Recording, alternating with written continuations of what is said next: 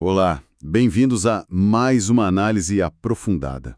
Hoje, a gente vai mergulhar num tema fascinante: como as células do nosso sistema imunológico se comunicam. Uhum. Como elas, ouvem o que está rolando e decidem agir. É quase uma rede social interna, né? Super precisa. Exato. E a nossa base para essa conversa é um material bem detalhado sobre transdução de sinais na imunologia. Essa ideia de antenas nas células, os receptores, não é nova não. Vem lá do Paul Ehrlich, no começo do século XX. Sei. E esses receptores têm duas funções básicas: sentir o sinal de fora e disparar uma resposta lá dentro da célula. É essa resposta interna, a transdução, que a gente vai explorar hoje. Perfeito. Então tá.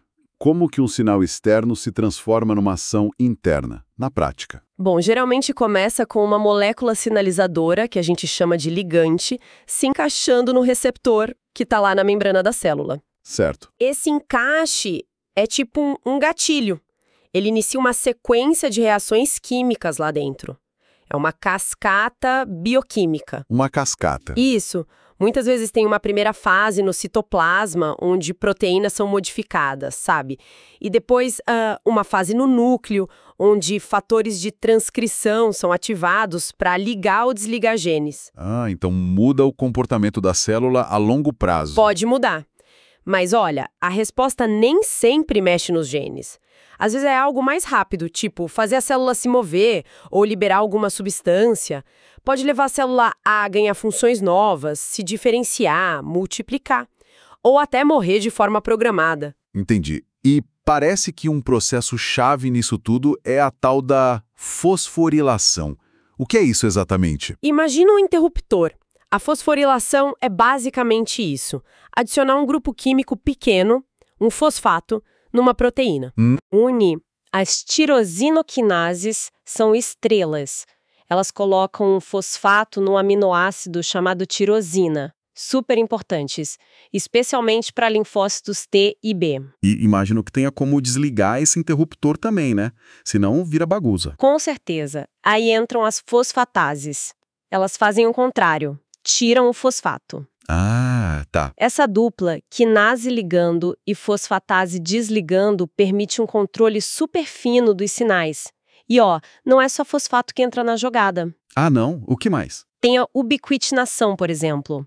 Antigamente a gente achava que era só para marcar a proteinina para ir pro lixo, sabe? Sei, pro proteassoma. Isso. Mas hoje a gente sabe que a ubiquitina também funciona como um sinalizador, criando tipo um andaime para outras moléculas se juntarem. É bem mais complexo. Nossa, que interessante. Então essas proteínas que participam da sinalização, elas são tipo peças de Lego, com encaixes diferentes? Ótima analogia. É isso mesmo. Elas têm o que a gente chama de domínios. São partes da proteína com funções bem específicas. Tipo, por exemplo, tem o domínio SH2. Ele é especialista em reconhecer e grudar justamente onde uma tirosina foi fosforilada.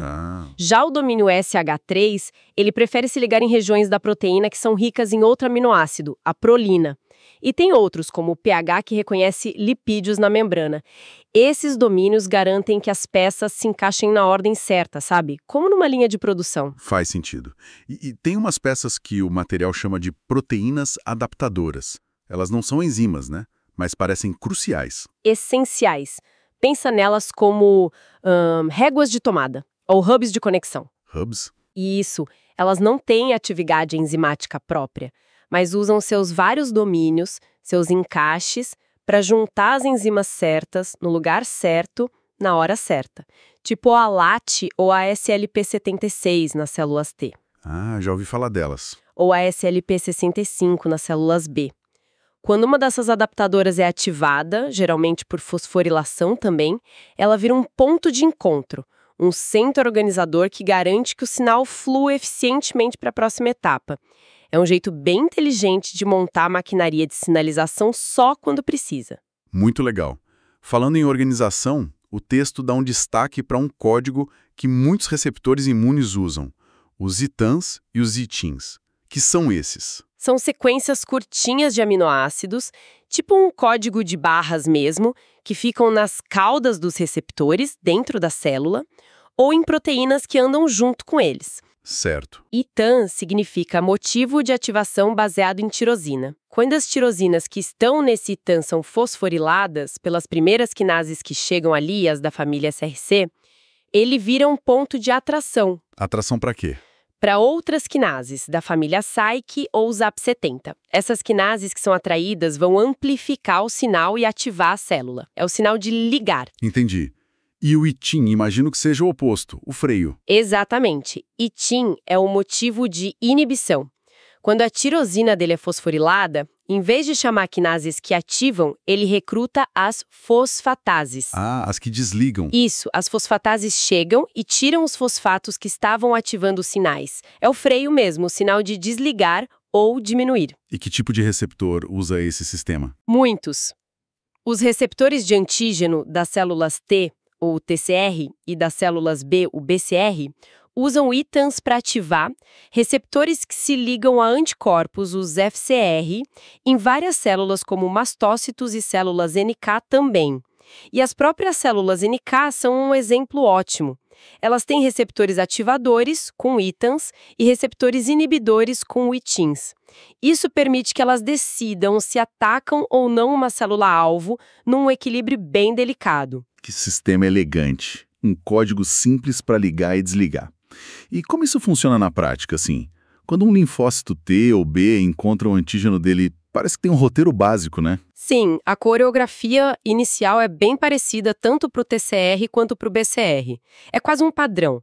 Primeiro, o antígeno se liga e faz com que vários receptores se agrupem ali na superfície da célula. Ok, eles se juntam. Esse agrupamento ativa as primeiras quinases, geralmente da família SRC, que já ficam ali por perto, meio de prontidão. Certo. Essas quinases SRC vão lá e fosforilam as tirosinas nos ITANs, que estão naquelas proteínas parceiras do receptor. Aquelas que têm as caudas longas. Isso. Os ITANs fosforilados viram, então, o ponto de ancoragem para a próxima turma de quinases, as AP70 nas células T ou a SAIC nas células B. Essas quinases SAIC ou ZAP70 são recrutadas, ativadas, e aí elas começam a fosforilar um monte de outras coisas, principalmente as proteínas adaptadoras, como a LAT, a SLP76, a SLP65. E são esses adaptadores que disparam as outras vias dentro da célula. Exatamente. Eles são as plataformas de lançamento para as vias de sinalização que vão levar à resposta final da célula. Então, olha que interessante. Apesar de reconhecerem coisas totalmente diferentes, né? O TCR reconhece peptídeo no MHC, o BCR reconhece o antígeno direto. A faísca inicial da ativação é muito parecida nos dois. É muito parecida. Ambos usam essa cascata e estão sendo fosforilados por quinase SESC, que recruta quinase SAIC ZAP70, que ativa os adaptadores. Claro, as peças exatas podem variar um pouco, mas a lógica é a mesma. E a intensidade dessa faísca importa. Tipo, se o antígeno liga mais forte... Importa muito. A força da ligação ou quantos receptores são agrupados pode influenciar quantos ITANs são fosforilados. O TCR, por exemplo, tem 10 ITANs no complexo todo. O BCR tem 2, mas eles podem se agrupar bastante. Isso afeta a força do sinal lá dentro. Faz sentido. E tem mais coisa para modular isso. Os correceptores ajudam muito. Tipo o CD4 e o CD8 nas células T. Isso, ou o complexo CR2-C19 nas células B. Eles geralmente se ligam na mesma estrutura que o receptor principal, ou bem perto, e ajudam a amplificar esse primeiro sinal. E talvez o mais crucial para garantir uma resposta adequada seja a coestimulação, o famoso sinal 2. Sinal 2. O que seria isso? Explica melhor. Pensa assim. O reconhecimento do antígeno pelo TCR ou BCR é o sinal 1. É o sinal de atenção, encontrei algo. Ok. Mas para a célula T, principalmente, ser totalmente ativada, para ela proliferar e virar uma célula efetora, ela geralmente precisa de um segundo sinal, o sinal 2. Um sinal de confirmação? Exato. Um sinal de confirmação que geralmente vem de outra molécula na célula que está apresentando o antígeno, como as moléculas B7 que se ligam ao CD28 na célula T. E por que precisa desse segundo sinal? é uma trava de segurança. O sinal 2 costuma estar ligado a sinais de inflamação ou de perigo para o corpo. Ele garante que o sistema imune não monte uma resposta gigante contra algo que é inofensivo ou, pior, contra o próprio corpo. Sem o sinal 2, a célula T pode até ficar inativa ou anérgica. Ah, entendi. É uma checagem dupla. Super importante. Vamos focar um pouco mais na célula T, então. O receptor dela, o TCR. Como ele começa essa festa toda aí? Bom, o TCR em si, o heterodímero alfa-beta, que a maioria das células T tem, ele é ótimo em reconhecer o alvo dele. Aquele pedacinho de peptídeo encaixado na molécula de MHC. Mas a parte dele que fica para dentro da célula, a cauda citoplasmática, é minúscula. Curta demais para fazer qualquer sinalização sozinha. Então ele precisa de ajuda. Precisam, e muito. Ele sempre anda junto, mas não ligado covalentemente com outras proteínas. São elas: o complexo CN3, que tem umas subunidades chamadas gama, delta e épsilon. CD3, certo. E também um par de cadeias chamadas zeta, Z. São essas proteínas parceiras, o CD3 e as cadeias zeta, que têm as caudas citoplasmáticas longas e cheias de ITANs. São 10 ITANs no total por complexo TCR. Elas são essenciais para levar o TCR para a superfície da célula e para fazer a sinalização. Ah, então o TCR faz o reconhecimento, mas quem realmente grita o sinal de ativação para dentro são essas parceiras, o CD3 e as cadeias zeta, por causa dos ITANs delas. Perfeitamente colocado. É isso. Quando o TCR se liga lá no peptídeo MHC, na outra célula, Sim. o correceptor, CD4 ou CD8, dependendo da célula T, também se liga na molécula de MHC, mas numa parte diferente. Isso ajuda a estabilizar tudo e, crucialmente, o CD4-CD8 traz junto uma quinase da família SRC muito importante, a LCK. LCK, ok. A LCK, então, fica posicionada ali pertinho e fosforila as tirosinas nos ITANs do CD3 e da cadeia zeta. E aí os ITANs fosforilados chamam quem mesmo? Chamam a ZAP70. A ZAP70 tem 2 domínios SH2 que se encaixam perfeitamente nos ITAMs que foram duplamente fosforilados. Certo. Uma vez que a ZAP70 está ancorada ali, a própria ELK ajuda a ativá-la fosforilando a ZAP70. E a ZAP70 ativa, aí sim começa a fosforilar os adaptadores-chave como a LAT e a SLP76. Que são aqueles hubs que organizam o resto da resposta. Exatamente. A LAT e a SLP76 ficam lá na membrana ou perto dela e, quando fosforiladas pela ZAP70, viram plataformas para montar os próximos complexos de sinalização. E tem aquela estrutura super organizada que o material menciona, a sinapse imunológica. Isso é importante nesse processo? É fundamental. Não é só um encostar de células qualquer. Quando a célula T reconhece o antígeno na célula apresentadora, forma-se uma interface muito organizada entre elas, que a gente chama de sinapse imunológica. Como assim organizada? As moléculas se arranjam de um jeito específico. Bem no centro da sinapse, que chamamos de CSMAC, ficam os TCRs, os correceptores CD4, CD8, moléculas coestimulatórias como o CD28 e várias moléculas de sinalização importantes como a ZAP70, a PKC-teta. E na borda? Na periferia, o PSMAC, ficam as moléculas de adesão, tipo as integrinas, LFA1, que funcionam como um anel, mantendo as células bem grudadas. E para que serve toda essa organização? Tem várias funções.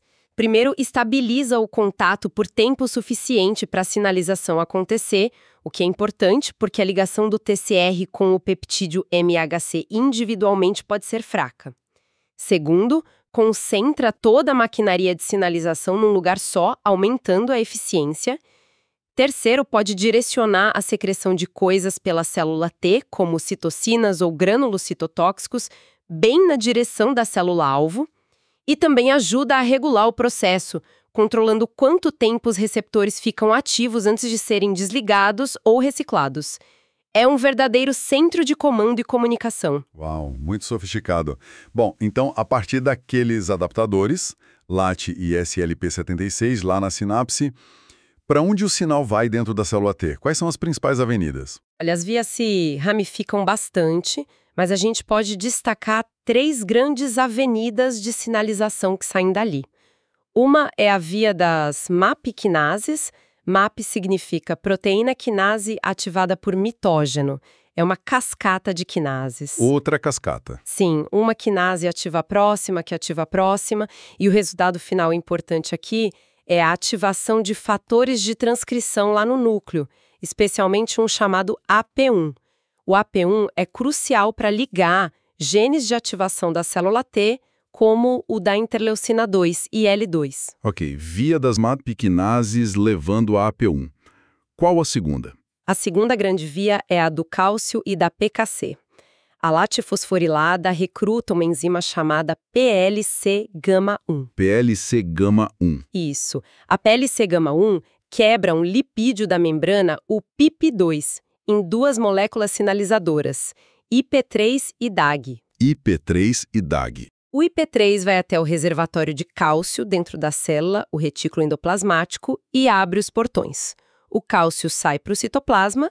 Esse aumento de cálcio ativa um monte de coisa, inclusive uma fosfatase chamada calcineurina. Calcineurina, essa é famosa, não é? Alvo de medicamentos. Exatamente. Medicamentos imunossupressores como a ciclosporina e o tacrolimus, FK506, bloqueiam a calcineurina.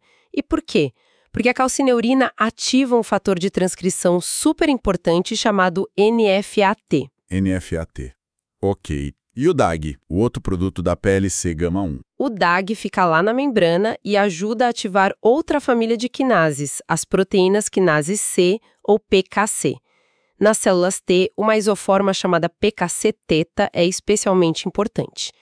E a PKC ajuda a ativar outra via que leva a um terceiro fator de transcrição crucial, o NF-κB. Nossa, então essa via do cálcio PKC ativa 2 fatores importantes, NFAT e NF-κB. Isso.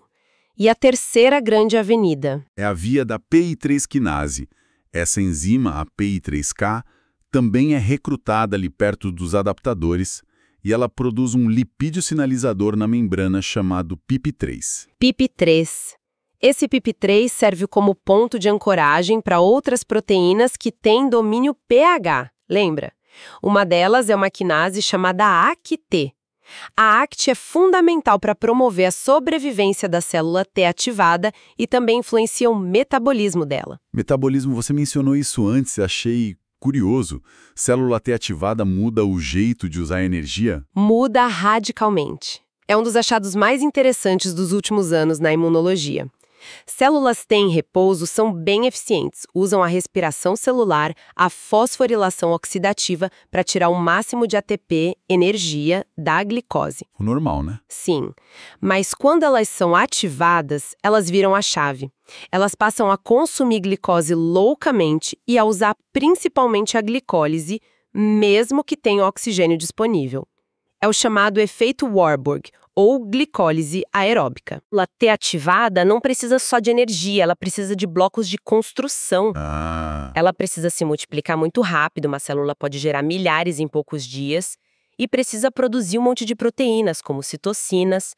A glicose, mesmo sendo menos eficiente em ATP, fornece os intermediários de carbono que a célula usa para sintetizar aminoácidos, lipídios, nucleotídeos, tudo o que ela precisa para crescer e se dividir. É uma troca. Menos eficiência energética por mais matéria-prima para construção rápida. Que sacada. Faz todo sentido agora. Bom, a célula T foi ativada. Mudou o metabolismo, ativou NFAT, AP1, NF-κB. E agora? Como ela desliga isso ou controla para não exagerar? O controle é tão importante quanto a ativação. Existem vários mecanismos de freio. Um deles são os receptores inibitórios na superfície da célula T. Com itens. Exatamente. Como o CTLA4 e o PD1. Eles são super famosos hoje por causa da imunoterapia contra o câncer, né? Sim. os inibidores de checkpoint. Isso. Quando esses receptores ligam seus parceiros em outras células, eles recrutam fosfatases, como a SHP1, SHP2, através dos seus itens. E essas fosfatases vão lá e desfazem a fosforilação que estava ativando as vias, desligam os interruptores. Entendi. Além dos receptores inibitórios, as próprias fosfatases podem ser reguladas. E tem também a ubiquitinação agindo para desligar. Lembra que falamos dela? Sim, que não era só para jogar fora. Pois é. Existem enzimas, as ligases de ubiquitina E3, como a CBLB, que marcam o componente-chave da sinalização do TCR e outras proteínas também, com ubiquitina. Nesse caso, muitas vezes é um sinal para degradar mesmo, para remover o componente ativo e atenuar o sinal. É um equilíbrio dinâmico constante entre sinais que ligam e sinais que desligam. Complexo, mas elegante. Ok, vamos dar um pulo rápido para as células B. O receptor delas, o BCR, segue a mesma lógica geral do TCR. A lógica é muito parecida, sim, mas as peças têm nomes diferentes e algumas particularidades.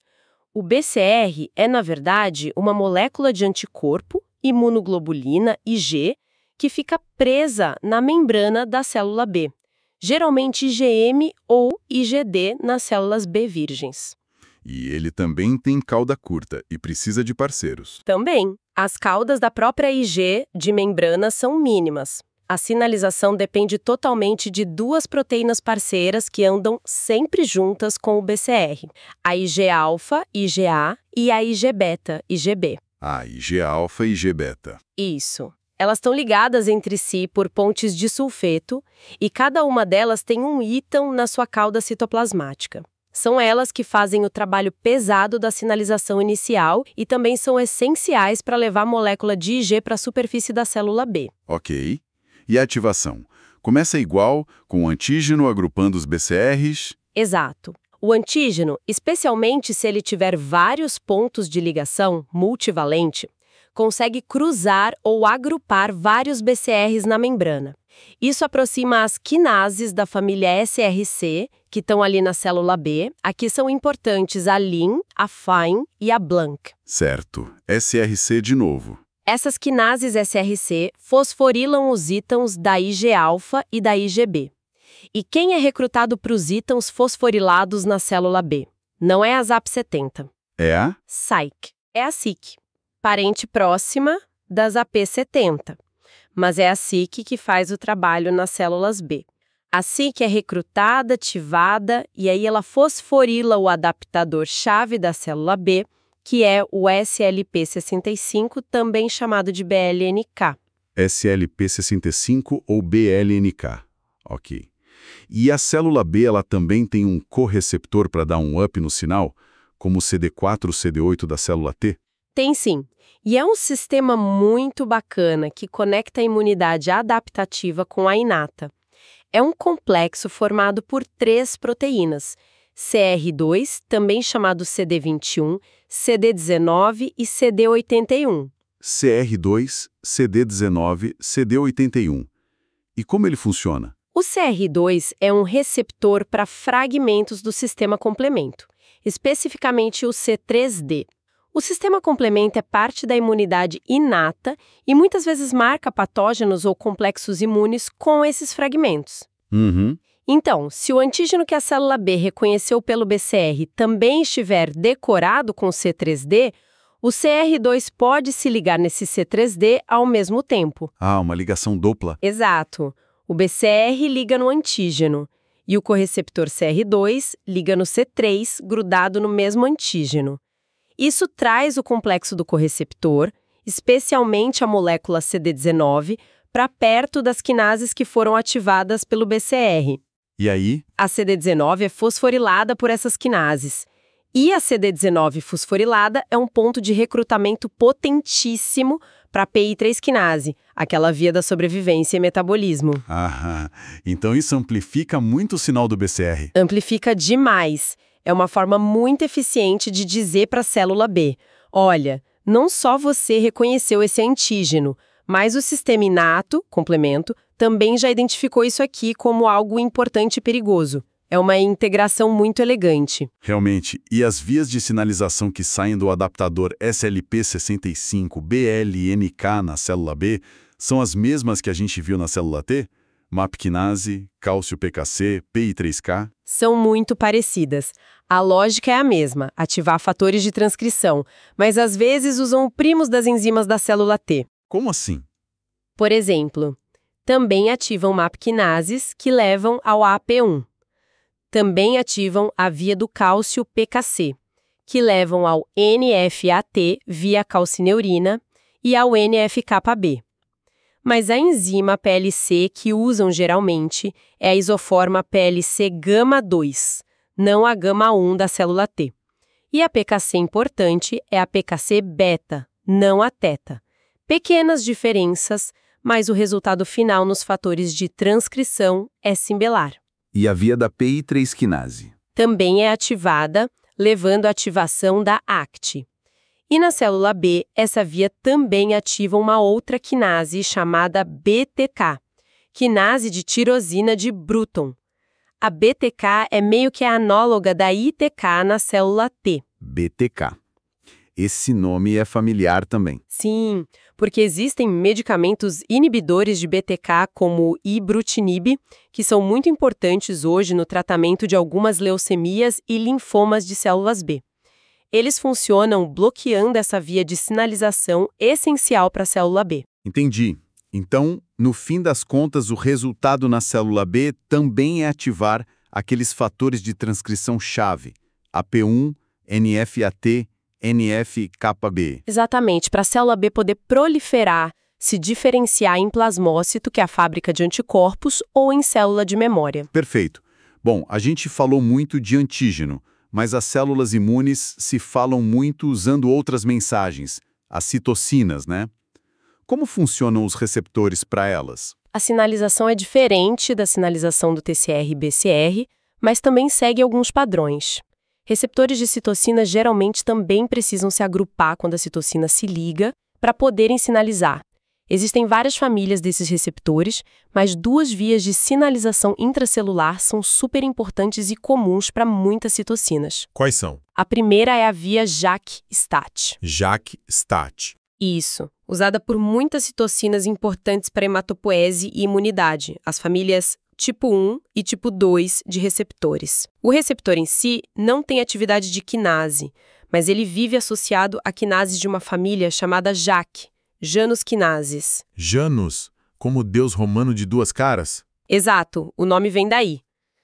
Quando a citocina liga e agrupa os receptores, as JAKs associadas se ativam e fosforilam umas às outras e também o próprio receptor. Certo. Os locais fosforilados no receptor viram pontos de ancoragem para outras proteínas chamadas STATs, transdutores de sinal e ativadores da transcrição. As STATs têm domínio SH2, então grudam ali. Ah, o SH2 de novo. Ele mesmo. Uma vez ancoradas, as STATs são fosforiladas pelas JAKs. Aí elas se soltam, formam pares, dímeros, vão direto para o núcleo e ligam em sequências específicas do DNA para ativar a transcrição de genes. Nossa, parece uma via bem direta. Receptor, JAK, STAT, núcleo, gene. É bem direta. E a especificidade vem das diferentes combinações de JAK e STATs que cada receptor de citocina usa. E essa via é clinicamente muito relevante. Como assim? Mutações em componentes dessa via causam doenças. Por exemplo, mutações na JAK3 ou numa parte comum a vários receptores, a cadeia gama comum, causam uma forma grave de imunodeficiência combinada SID. Por outro lado, como essa via é importante em inflamação, hoje existem medicamentos que são inibidores de JAKs, os JAK-inibs, usados para tratar doenças como artrite reumatoide, psoríase. Interessante. E a outra via-chave para citocinas? A outra via super importante, especialmente para citocinas inflamatórias como TNF e IL-1, e também ativada por outros sinais de perigo, como os TNRs, é a via do NF-κB. Já falamos dele algumas vezes. Ele é ativado por TCR e BCR e agora por citocinas também. Ele é bem central, hein? Ele é um maestro, um dos fatores de transcrição mais importantes para a inflamação, sobrevivência celular e resposta imune. A via mais comum para ativá-lo, chamada canônica, envolve um complexo de quinase chamado IKK. IKK. O NF-κB normalmente fica preso no citoplasma por uma proteína inibidora chamada IKKB-alfa. A via de sinalização, por exemplo, do receptor de TNF, leva à ativação do IKK. O IKK ativado vai lá e fosforila o IKKB-alfa. E o que acontece com o IKKB fosforilado? Ele é marcado com ubiquitina, aqui sim, geralmente para degradação, e é destruído no protessoma. Ah, e aí o NF-κB fica livre. Fica livre. O dímero de NF-κB, geralmente P50 ou P65, pode então ir para o núcleo e ligar os genes que ele controla, que são muitos. Genes de citocinas inflamatórias, moléculas de adesão, fatores antiapoptóticos. É realmente central para orquestrar a resposta. Entendi. E essa ativação do IKK muitas vezes envolve aquelas ligases de ubiquitina, as TRAFs que você mencionou antes, né? Usando ubiquitina como plataforma. Exatamente. Aquelas cadeias de ubiquitina que não são para degradar, tipo lisina 63, podem servir como enzymes para montar o complexo que ativa o IKK. É um exemplo de como a ubiquitinação regula a sinalização. E só para completar, existe também uma via não canônica do NF-κB, ativada por outros receptores, que é importante para o desenvolvimento de órgãos linfóides e para a sobrevida de células B. Uau! Que viagem pela comunicação celular! A gente viu como tudo é modular, né? Com esses domínios tipo Lego, SH2, SH3, os adaptadores funcionando como hubs. Vimos o código simples de ITEM para ligar e ITIM para desligar, usado por tantos receptores imunes. Isso. Vimos a cascata inicial parecida em células T e B, com SRC, SAIC, ZAP70, a importância dos correceptores e da coestimulação, o sinal 1 e sinal 2. Fundamental. A organização incrível da sinapse imunológica, as grandes avenidas de sinalização, MAP-quinase, calcipecase, PI3K, até a mudança no metabolismo da célula T ativada. O efeito Warburg, sim. E, finalmente, as citocinas, com a via direta JAK-STAT e o maestro NF-κB. É muita informação sendo processada. É sim. E entender esses mecanismos básicos é, assim, fundamental hoje em dia. Não só para entender como nosso corpo combate infecções, mas também para entender a base de muitas doenças. Autoimunidade, imunodeficiências, até câncer, onde a sinalização desregulada é um fator-chave. E as terapias também, né? Você mencionou várias. Muitas terapias modernas que a gente usa na clínica atuam diretamente nesses pontos que a gente discutiu. Imunossupressores como os inibidores de calcineurina, ciclosporina, tacrolimus, os inibidores de quinases, de JAK, de BTK, de outras MAP-quinases, e, claro, a revolução da imunoterapia contra o câncer com os bloqueadores de checkpoints inibitórios como anti-PD1 e anti-CTLA4. Todos eles mexem nesses interruptores moleculares. Realmente, entender a base faz toda a diferença. E isso tudo me deixa com uma pergunta no ar, sabe? Uma reflexão. Qual? Se uma única célula, um linfócito T, por exemplo, recebe tantos sinais diferentes ao mesmo tempo, antígeno, sinal 1, coestimulação, sinal 2, talvez sinais inibitórios de PD1, mais um monte de citocinas chegando, como é que essa célula integra toda essa informação? As vias se cruzam, uma influencia a outra, como ela decide no final? Não é só liga ou desliga, certo?